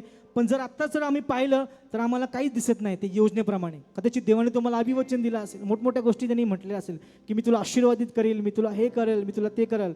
31ला आम्हाला सर्वांना देवाने वचनं दिलेली आहे. ते वचन आम्ही स्वीकारतो आणि आम्ही वाट पाहतो की ते कधी होणार आहे, पण ते होत नाही. त्याला कधी कधी डिले होतो, वेळ लागतो आणि आम्ही आमच्या प्रेझेंटमध्ये बघून इतकं वैतागलेले असतो, फ्रस्ट्रेटेड असतो. कदाचित तुमच्या बिझनेसची प्रेझेंट सिच्युएशन बघून तुम्ही वैतागलेले असाल, तुमच्या लग्नाची सिच्युएशन आत्ताची जी प्रेझेंट बघून तुम्ही वैतागलेले असाल, तुम्ही तुमच्या सध्याच्या वर्तमान काळामध्ये ते तुमच्या जीवनामध्ये जे काही घडत आहे ते पाहून तुम्ही वैतागलेले असाल, तुमच्या स्वतःकडे पाहून तुम्ही वैतागलेले असाल. पुण्याच्या लोकांमध्ये मी त्यांना विचारलं की तुम्ही कुठल्या गोष्टीमुळे सर्वात जास्त कुरकुर करता. 4-5 लोकांना मी असं जस्ट सर्वे केला आम्ही. तर सर्वात नंबर 1ला पहिली गोष्ट निघाली पैसा, मनी. मनीच्या बाबतीत सर्व लोक कुरकुर करतात. किती पण द्या, किती पण कमवा, पण तो नेहमी कमीच असतो. कुरकुर आम्ही करतो पैशा बाबतीत. पैसा कमी आहे, जेवढे देव आम्हाला देतो ते आम्हाला कधी पुरेसं नसतं, आम्हाला आणखीन हवं असतं. दुसरी गोष्ट ट्रॅफिक. पुण्याचं ट्रॅफिक पाहिलं की आम्हाला कुरकुर चिडचिड होते. घरातनं निघालं की सगळ्यात पहिला विचार येतो की अरे आता किती ट्रॅफिक लागणार आहे. आम्ही गुगलवरती बघतो कुठं ट्रॅफिक जास्त आहे. चर्चला येताना आपण ट्रॅफिकचा विचार करतो. कुठे जायचं असेल तर ट्रॅफिकचा विचार आम्ही करतो, कुरकुर करतो ट्रॅफिकमध्ये. अहो आम्ही ख्रिस्ती, आम्ही तर देवाची आराधना करतो, पण ट्रॅफिकमध्ये असल्यावर अपशब्द आमच्या मुखातून कधी कधी रागाच्या भरात निघतात. चिडचिड आमची होते, कुरकुर आम्ही करतो. आमचे लेकरं जर आमचं ऐकत नाही तर आम्ही कुरकुर आम्ही करतो. पती पत्नीमध्ये कुरकुर चालू असते, कुरकुर नुसते आमच्या जीवनामध्ये आहे.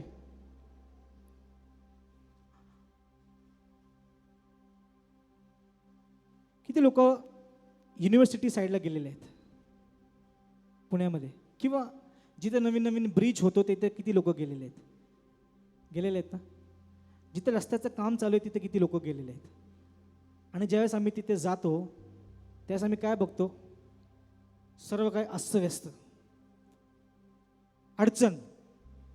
ज्यावेळेस एखाद्या रस्त्याचं काम चालू असतं त्यावेळेस सर्वात मोठी गोष्ट काय होते, अडचण होते.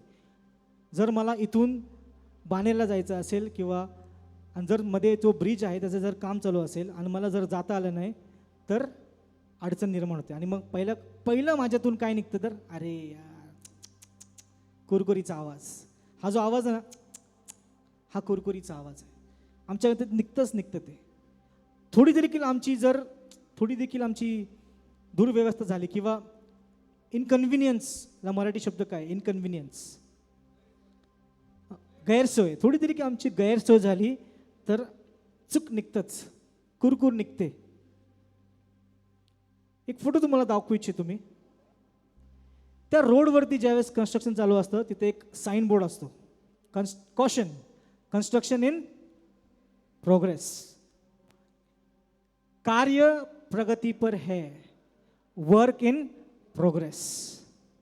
सावधान, काय चालू आहे. मी आज काही लोकांना सांगायला आलेलो आहे. कदाचित तुम्ही चिडचिड करत असाल स्वतःच्या जीवनाकडे पाहून, वर्तमान काळाकडे पाहून, तुमच्या स्वतःच्या अवस्थेकडे पाहून.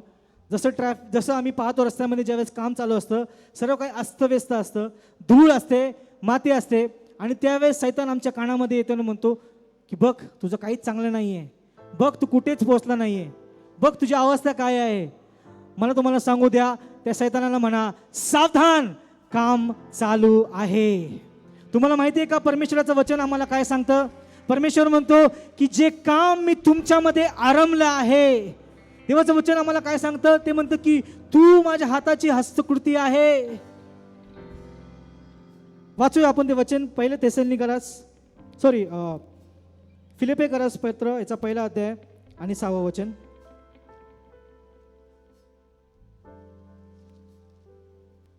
फिलिप्पिकरास पत्र याचा पहिला अध्याय 6वं वचन.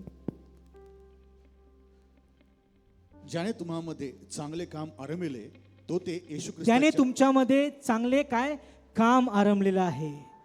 ह्याचा अर्थ काय होतो, देव आमच्यामध्ये काम करत आहे. देव आमच्यामध्ये काम करत आहे. तुम्ही वैतागले आहात का तुमच्या स्वतःकडे पाहून. कधी कधी तुम्ही तुमची तुलना करत असाल ना, अरे तो माझ्यापेक्षा किती चांगला दिसतो, अरे त्याचं किती चांगलं आहे, त्याला चांगला जॉब आहे, त्याचा बिझनेस चांगला आहे, और तो किती चांगली वर्शिप लीडिंग करतो, हा किती चांगला वचनातून बोलतो. आणि मग तुम्ही स्वतःला म्हणता का. पण मला सांगू द्या, आज देव तुम्हाला म्हणते काम चालू आहे. आणि मी तुम्हाला आज ते करून दाखवू इच्छितो जसं देवाने मला दाखवलं. प्रियानं, I want to tell you, I want to show you. मला तुम्हाला ते करून दाखवायचं की देवाने ही गोष्ट मला कशी दाखवली. ज्यावेळेस मी देवासंती बोलत होतो की वाय वी आर फ्रस्ट्रेटेड, आम्ही का कुरकुर करतो. त्या इस्रायल लोकांप्रमाणे आज आम्ही का कुरकुर करतो, आमच्या जीवनाकडे बघून आम्ही का कुरकुर करतो. तर मी तुम्हाला ते दाखवू इच्छितो. कोणीतरी मला एक मदत करायला येईल का कोणतरी.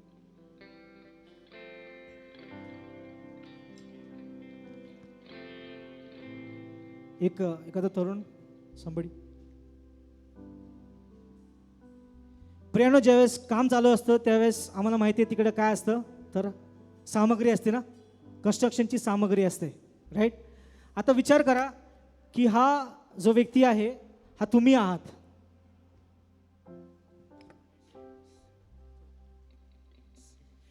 कल्पना करा की हा जो व्यक्ती, आपण ते सर्वजण आहोत, आपण सर्व हा व्यक्ती आहोत. आणि याच्यावरती परमेश्वर जो, म्हणजे इमॅजिन करा की मी परमेश्वर आहे आणि मी काम करत आहे, तुमच्यावरती मी काम करत आहे. आम्हाला माहिती आहे की ज्यावेळेस आमच्या बिल्डिंग पुढे दुसरी एखादी बिल्डिंग होत असेल, कन्स्ट्रक्शन होत असेल, तर सर्वात पहिली काय होतं, तर खूप मोठा आवाज येतो, आवाज चालू असतो, सतत आवाज येत असतो आणि त्या आवाजाला आम्ही फार वैतागून जातो, नाही का. मला सांगू द्या की देव म्हणतो की मी तुमच्यामध्ये काय करत आहे, काम करत आहे. जर देव आमच्यामध्ये काम करत आहे, देवाने मला असं दाखवलं, जर देव आमच्यामध्ये काम करत आहे तर तो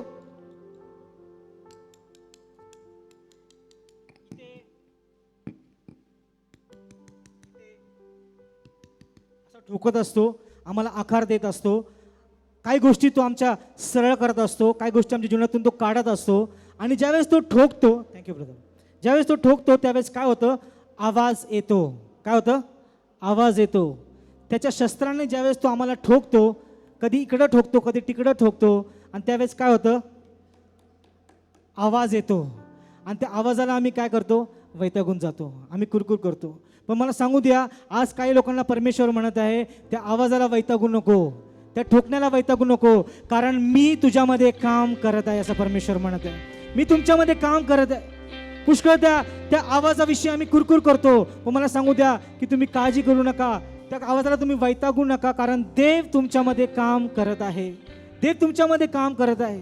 आणि देवाचं वचन असं म्हणतं की जे काम मी आरंभलेलं आहे ते पूर्ण करायला मी समर्थ आहे, ते पूर्ण करायला मी समर्थ आहे.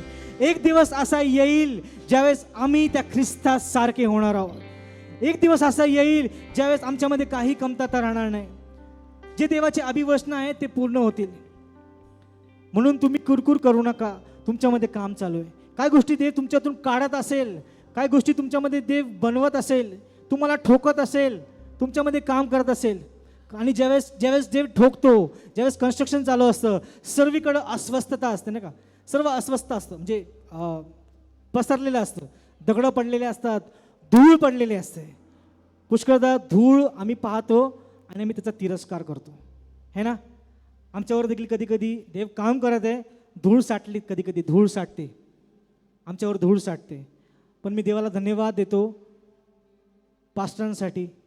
माझ्यावर देखील देवाने काम करत असताना धूळ साठली होती, पण त्यावेळेस पास्टर, माझे घरचे, माझ्या जवळचे लोकांनी, ह्यांनी माझा न्याय नाही केला. असं नाही म्हटलं, अरे तुझ्यावर धूळ साठली, तू नको येऊ जवळ.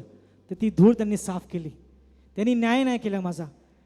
मला सांगू दे की आमच्या अनेकांवर कदाचित धूळ असेल, कुणाचाही न्याय करू नका, कारण देव काय करत आहे, काम करत आहे. ती धूळ साफ करा, कारण देव काम करत आहे. जर देव काम करत आहे तर धूळ असणार, देव काम करत आहे तर त्रास होणार, देव काम करत आहे तर कुठेतरी आम्हाला अडचण होणार, देव जर आमच्यामध्ये काम करत आहे तर कुठेतरी दुखणार, देव जर आमच्यामध्ये काहीतरी काम करत आहे तर काहीतरी आवाज होणार. पण त्या आवाजाला तुम्ही दुर्लक्ष करू नका, देवावर कुरकुर करू नका. देवाला म्हणू नका, देवा का तुम्हाला हे करत आहे, का तुम्हाला त्रास देते, का या गोष्टीला वेळ लागत आहे. देवाकडे कुरकुर करू नका त्या गोष्टीबद्दल. देवाचं वचन काय सांगतं, तर आम्ही या कुरकुरीमध्ये आम्ही काय केलं पाहिजे, आपण वाचूया. पहिले थेसलोनिकरास पत्र याचा 5वा अध्याय आणि 8वं वचन.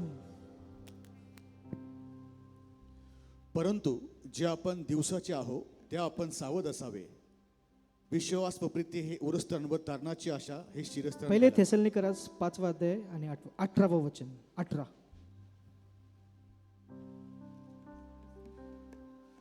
सर्व स्थितीत उपकार स्मरण करा. सर्व स्थितीत काय करा, सर्व स्थितीत काय करा, सर्व स्थितीत काय करा.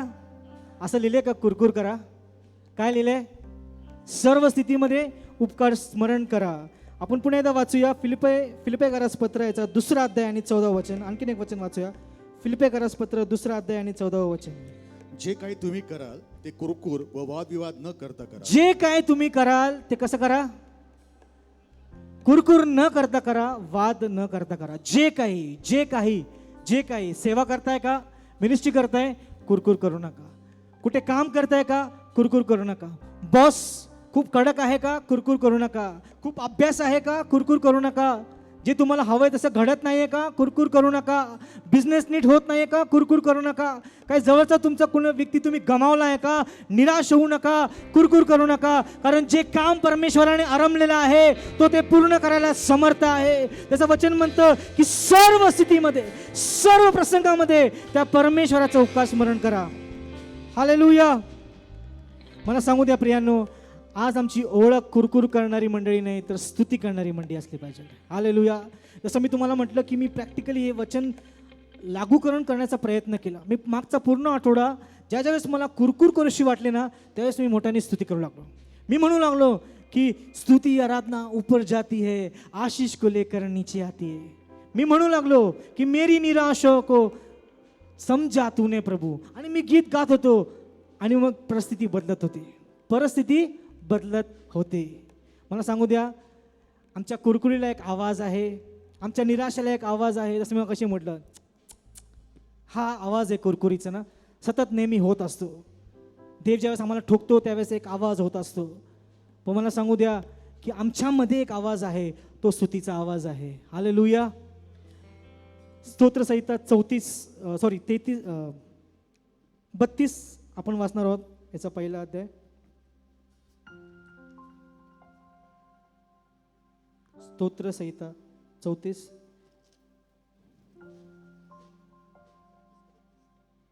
पहिलं वचन. 34. परमेश्वराचा धन्यवाद मी सर्वदा करेन, माझ्या मुखात त्याचे स्तवन सतत असेल. परमेश्वराचा धन्यवाद मी केव्हा करील? सर्वदा करेल. माझ्या मुखात काय असेल? माझ्या मुखात काय असेल?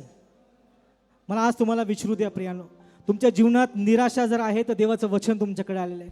ते म्हणते की हिम्मत धर, कारण मी तुझ्या बरोबर आहे. जर तुमच्या जीवनामध्ये कुरकुर आली असेल तर देवाचं वचन आमच्याकडे स्ट्रेट फॉरवर्ड आलेलं आहे. ते म्हणते की सर्वदा आपल्या मुखामध्ये काय असले पाहिजे? स्तुती. सर्व प्रसंगामध्ये आम्ही काय केलं पाहिजे? स्तुती. सर्व प्रसंगामध्ये आम्ही देवाची स्तुतीच केली पाहिजे. आज मी तुम्हाला एक चॅलेंज देतो, आज मी तुम्हाला एक कृती करायला लावतो.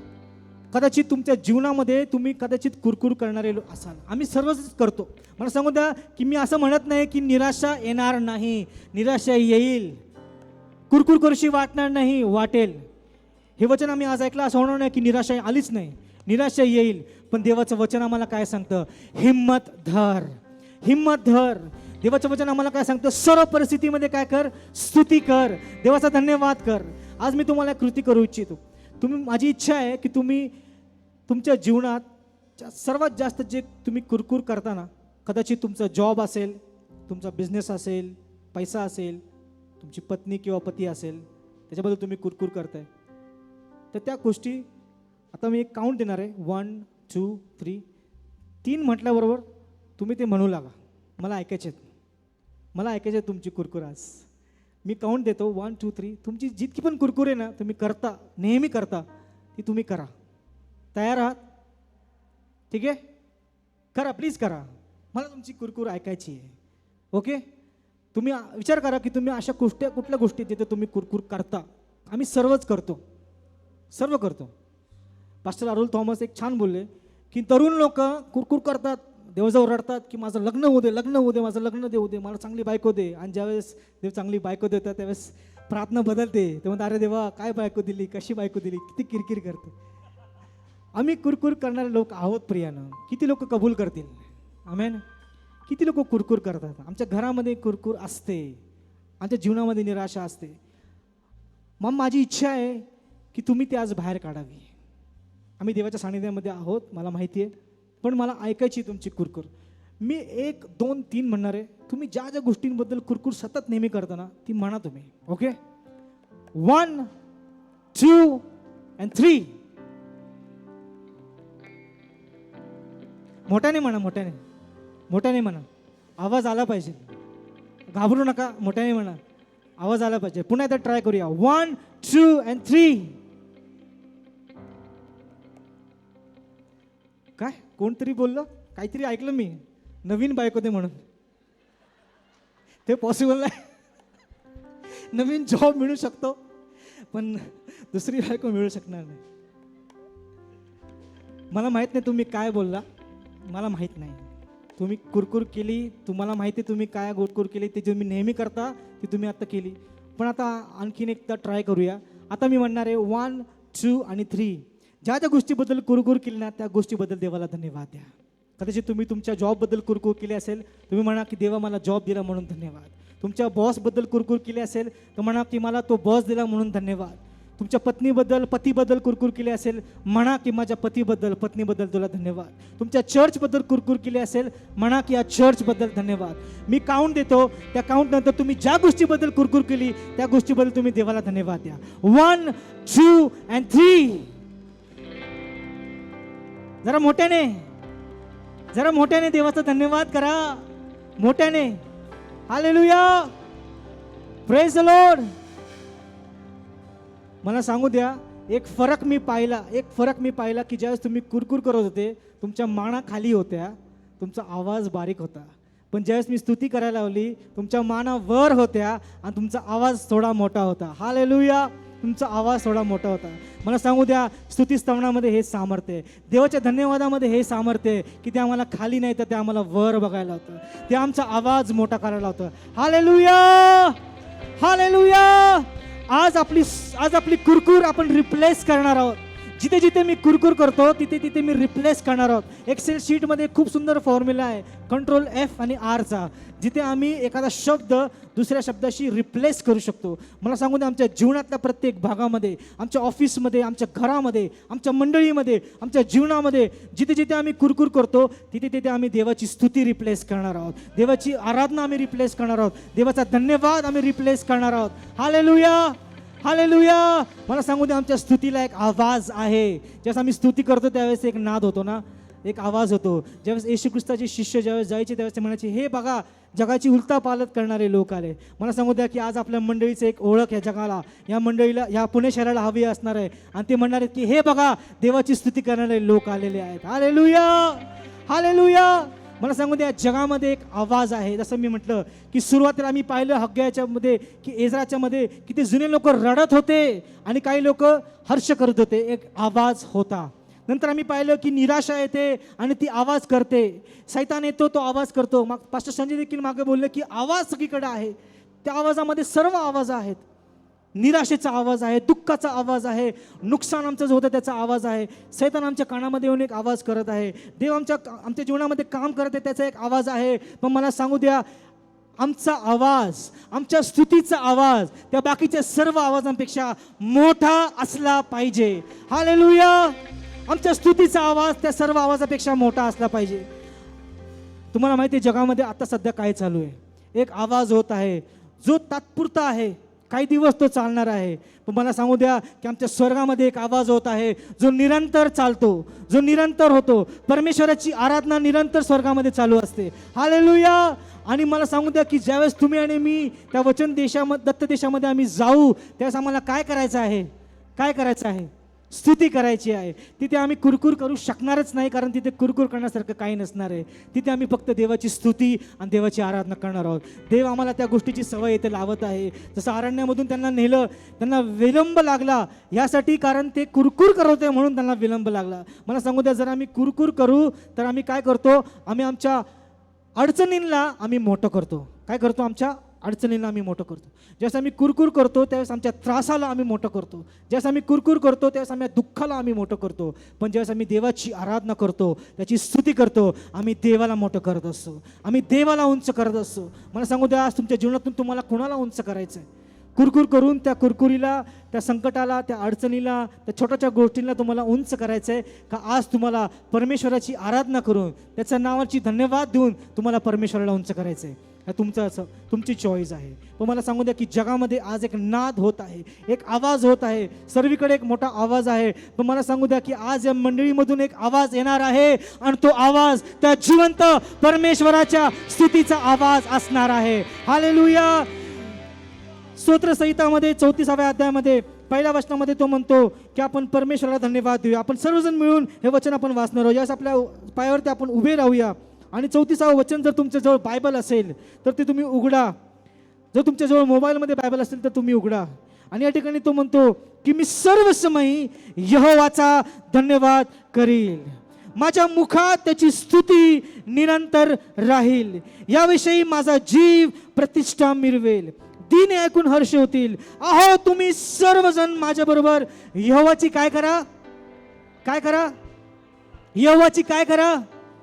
कोण म्हटलेलं आहे? सर्वजण. अहो मी तर परमेश्वराची स्तुती करत आहे, पण मी आज तुम्हाला म्हणतो या होया आपण सर्व मिळून काय करूया, परमेश्वराची स्तुती करूया. बाहेरचा आवाज कदाचित असेल, बाहेर एक आवाज आहे, बाहेर एक गजर आहे, आमच्या जीवनामध्ये देखील एक आवाज असेल.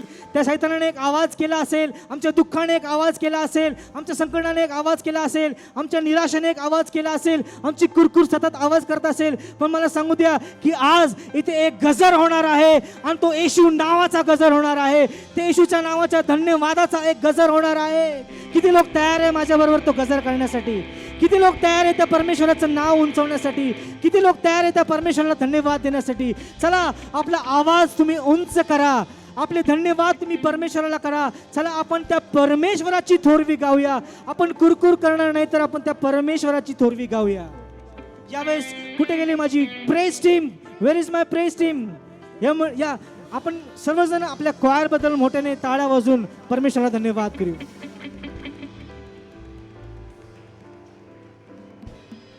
हालेलुया.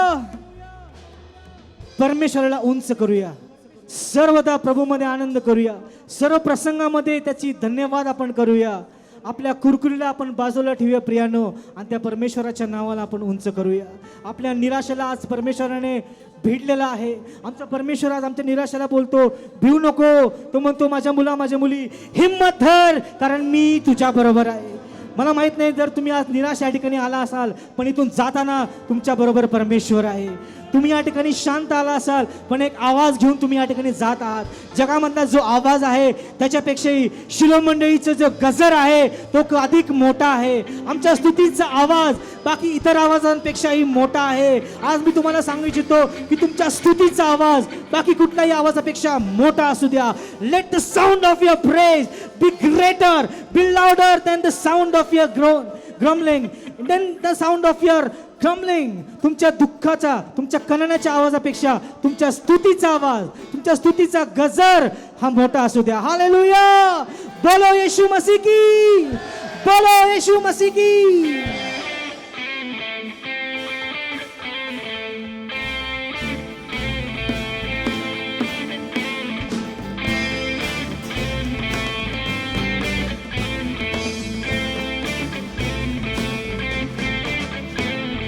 गजर करा, गजर करा प्रभू येशू नामाचा.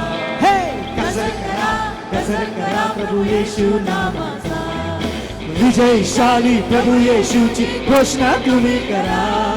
विजयशाली प्रभू येशूची घोषणा तुम्ही करा. जय घोषाने निरंतर त्याची स्तुती तुम्ही करा.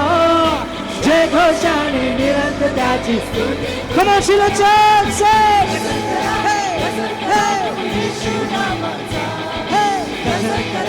गजर करा प्रभू येशू नामाचा. स्तुती तुम्ही करा. विजयशाली प्रभू येशूची घोषणा तुम्ही करा. जय घोषाने निरंतर त्याची स्तुती तुम्ही करा. जय घोषाने निरंतर त्याची स्तुती तुम्ही करा. हे गजर करा प्रभू येशू नामाचा. गजर करा प्रभू येशू नामाचा. अवेशिनो उन्नत व्हा, कमानी उंच करा. अवेशिनो उन्नत व्हा, कमानी उंच करा. राजांच्या राजाला, प्रभूंच्या प्रभूला स्तुतीचे गीत गा. राजांच्या राजा येशूसाठी द्वार उघडे करा. मिळून सारे गाऊन सारे महिमा त्याचा करा. मिळून सारे गाऊन सारे महिमा त्याचा करा. हे गजर करा येशू नामाचा. बोला बोला. गजर करा प्रभू येशू नामाचा. विजयशाली विजयची घोषणा तुम्ही करा. विजयशाली प्रभू येशूची घोषणा तुम्ही करा. गजर करा प्रभू येशू नामाचा. गजर करा प्रभू येशू नामाचा. यावेळेस आपले हात एकमेकांचे आपण पकडूया, एकमेकांचे हात आपण पकडूया. आपण सर्व मिळून या ठिकाणी गजर करत आहोत. आज जो जगामधला आवाज आहे त्याच्यापेक्षाही आमचा गजर, आमचा आवाज त्या आवाजापेक्षाही मोठा आहे. हालेलुया. या सर्व मिळून आपण सारे धन्यवाद करू. हे या सर्व मिळून आपण सारे धन्यवाद करू. राजांच्या राजाला प्रभूंच्या प्रभूला स्तुतीचे गीत गाऊ. राजांच्या राजाला प्रभूंच्या प्रभूला स्तुतीचे गीत गाऊ. हात उभारणी उच्च स्वराने महिमा त्याचा करो. हात उभारणी उच्च स्वराने महिमा त्याचा करा. हे गजर करा प्रभू येशू नामाचा. हे गजर करा प्रभू येशू नामाचा. विजयशाली प्रभू येशूची घोषणा तुम्ही करा. विजयशाली प्रभू येशूची घोषणा तुम्ही करा. जय घोषाने निरंतर त्याची स्तुती तुम्ही करा. जय घोषाने निरंतर त्याची स्तुती तुम्ही करा. Come on, church. Hey, गजर करा प्रभू येशू नामाचा. गजर करा प्रभू येशू नामाचा.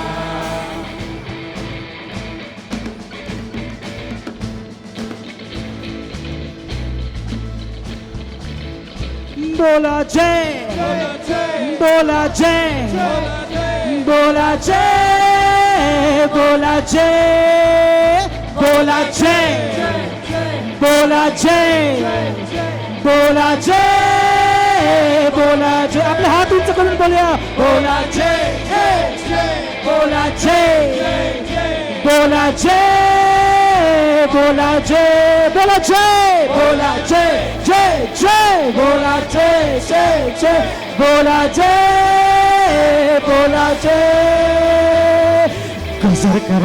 गजर करा प्रभू येशू नामाचा. गजर करा प्रभू येशू नामाचा. विजयशाली प्रभू येशूची घोषणा तुम्ही करा. विजयशाली प्रभू येशूची घोषणा तुम्ही करा. जय घोषाने निरंतर त्याची स्तुती तुम्ही करा. जय घोषाने निरंतर त्याची स्तुती तुम्ही बरोबर. गजर करा. हालेलुया. Thank you Jesus. धन्यवाद येशू.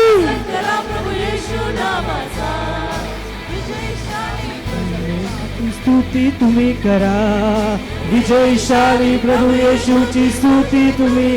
बोलो येशू मसीह की. बोलो जीवंत येशू महाराज की. बोलो जिंदाबाद येशू मसीह की.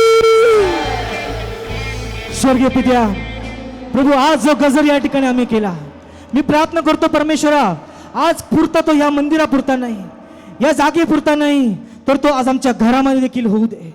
तो आमच्या जीवनामध्ये होऊ दे. तो आमच्या कामावरती होऊ दे. प्रभू, आज हा गजर आम्ही इथून घेऊन जात आहोत. प्रभू, आज तुझं वचन आम्ही इथून घेऊन जात आहोत. परमेश्वरा, आज आम्ही इथून बाहेर पडताना परमेश्वरा, हा तुझा आवाज, हा तुझा गजर परमेश्वरा, हा आम्ही घेऊन जात आहोत. परमेश्वरा प्रभू, येणाऱ्या दिवसांमध्ये आमच्या घरातून कुरकुरीचा आवाज नाही तर तुझ्या स्तुती स्तवनाचा आवाज येईल. परमेश्वरा प्रभू, येणाऱ्या दिवसांमध्ये आमच्या लेकरांमधून कुरकुरीचा आवाज नाही तर तुझ्या स्तुतीचा आवाज येईल. परमेश्वरा प्रभू, आमच्या ऑफिसमध्ये आमच्या मुखातून कुरकुरीचं नाही तर तुझ्या स्तुतीचा आवाज येईल. परमेश्वरा प्रभू, आमच्या मंदिरामध्ये, आमच्या मंदिराविषयी, आमच्या एकमेकांविषयी परमेश्वरा कुरकुरीचं नाही तर तुझ्या स्तुतीचा आवाज येईल. परमेश्वरा प्रभू, या तुझ्या गजरबद्दल, तुझ्या स्तुतीबद्दल आम्ही तुला धन्यवाद देतो. प्रभू, तुझा एक आवाज तू आमच्यामध्ये आज पुन्हा एकदा दिला त्याबद्दल तुझे आभार मानतो. तुझ्या अभिवचनाबद्दल तुझे आभार मानतो. जे वचन तू आज आम्हाला सर्वांना लाभू दिलं त्याबद्दल तुझे आभार मानतो. प्रभू, तू आमच्या निराशेशी तू आज बोललेला आहे.